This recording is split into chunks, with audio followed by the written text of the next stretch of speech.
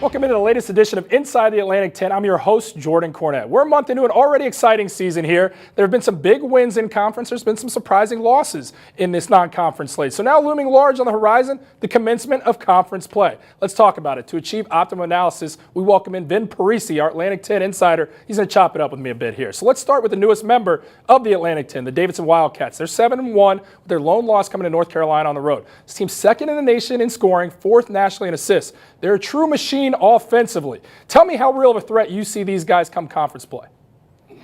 Well, Jordan, they're going to be a legit threat, and not just for those offensive stats that you just reeled off. Two other factors jump out at me for when Atlantic 10 play begins, and that's the Bob McKillop factor, one of the top X's and O's coaches in the country, and how well this team is shooting the three ball. They are superior in terms of three-point shooting, and they are a very, very good free throw shooting team. And as you know, Jordan, when you get to those nitty-gritty conference games of January and February, the three-point shot and the free throw are so crucial. You cover the Rhode Island Rams at 5-3. They've looked good in their wins, their biggest being that win versus Nebraska, as well as looking highly competitive in some of the losses versus formidable opponents like Georgia Tech, Kansas, most recently that rivalry game against Providence. They have breaks in for exams is approaching right now. What's your read on this year's squad?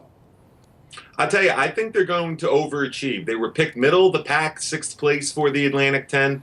Dan Hurley has good young players. And I'll tell you what, forget about the Atlantic 10 or the East Coast. Sophomore E.C. Matthews, who we remember as the co-Atlantic 10 Rookie of the Year last year, he's one of the top sophomores in the nation. I think if the guards can play well around Matthews and they rebound the basketball, the Rams can finish higher than expected. Yeah, and there's a lot of optimism going around with that program. Dan Hurley, he's in the midst of his third season at the helm. He has an immensely talented team. You talked about E.C. Matthews. This team showed signs of real optimism at times. They've signed impact recruits like Jarvis Garrett, Jared Terrell. What's the feeling in the Ocean State in regards to the job Coach Hurley has done so far?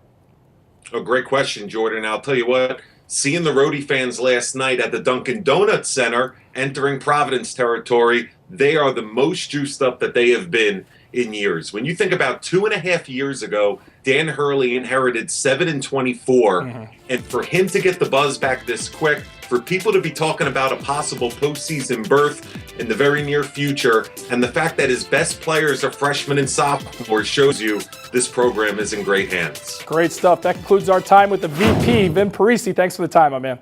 Thanks, Jordan.